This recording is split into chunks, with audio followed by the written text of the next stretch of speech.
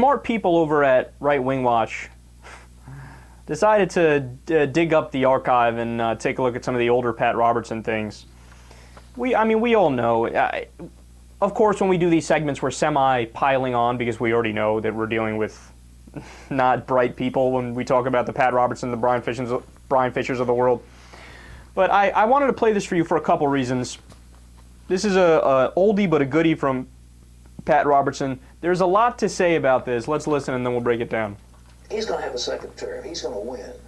Romney will win the election. You believe that? I absolutely believe. What makes you believe that? Because the Lord told me. Well, that's why I'm glad to know. I wasn't sure how you knew. Really, the Lord said that to you? Yeah, absolutely. I told Mitt a long time ago. I called him. I said, listen, I've been in prayer. Number one, you're going to win the nomination. Number two, you're going to win the general election. He said, well, what can I do for you? I said, well, give me a seat on the platform during your inauguration. Give me a ticket to your inauguration. He said the Lord said he's going to have a second term. So, I told him, I said, listen, there'll be trillions of dollars coming into the economy when you're elected. Trillions of dollars. So you do see the economy turning? Oh, my. If he wins the election. There'll be a flood of money that's on the sidelines, into business, into real estate, and there should be a huge boom. The stock market ought to boom. Everything ought to boom. I would think, if he's elected.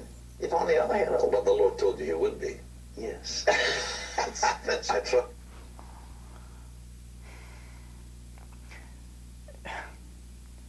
I'm playing you this because I want you to imagine if that happened to anybody in any other field, they made that wrong of a prediction, they would be immediately fired, immediately discredited, and ostracized. Imagine a brain surgeon acted like the equivalent of Pat Robertson there. Yeah, cut him open and then we'll poke around in there, we'll find what's going on and make sure, oh, we're not even operating on the right guy? Oh, goodness, this isn't good. Or an accountant. Yeah, I did your taxes. You're getting a $74,000 rebate. And next thing you know, IRS is knocking on your door asking, you were only supposed to get a $1,200 rebate. You said you got a $74,000. Fuck's going on here, man? Or a basketball player. Imagine a three-point specialist goes down, dribbles down, airballs every single shot. It never even ever hits the rim once. How quickly in every single scenario would that person be ostracized, ridiculed, not taken seriously? But when it comes to two things, number one, religion, number two, Republican politics, there is simply no penalty for being wrong. Rush Limbaugh predicted a Romney landslide victory. Yet he still brazenly analyzes politics like he knows what he's doing, and he's somehow an expert.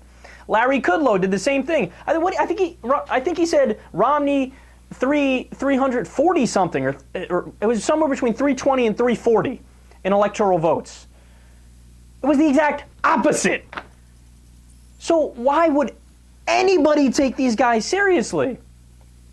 And the thing about this, which to me is most scary, is that if you are an actual believer in God, which you guys already know I'm not, I'm an agnostic. I have no idea. If I had to guess what happens when I die, I would guess I just cease to exist.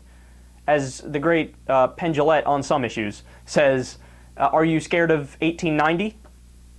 Because that's what 1890 felt like to you is what, the year 2200 will feel to you. You just don't exist. If I had to guess, that's what happened. But I don't know if there's a God or if there's not a God. I'd be making it up if I said anything like that, right? But if you're an actual believer in God, this should piss you off. This should make you hate Pat Robertson. Why? Because he's showing you he's not speaking of God. Either God was dead wrong, which is very ungodly if I don't say so myself, or Pat's making it up. Yet he still has his TV show. He's still out there saying the things he says. He still has a block of at least 25% of the country that hangs on his every word and emails him and says, Pat, you don't understand. My wife had this problem and I need to know, do I pray for her 3 times a day or 4 times a day? And is it 2 Hail Marys and Our Fathers? Or can you help me with my bankruptcy problems, Pat? How can I, I'll pay you hundreds of dollars if you send me holy water. Pat, please,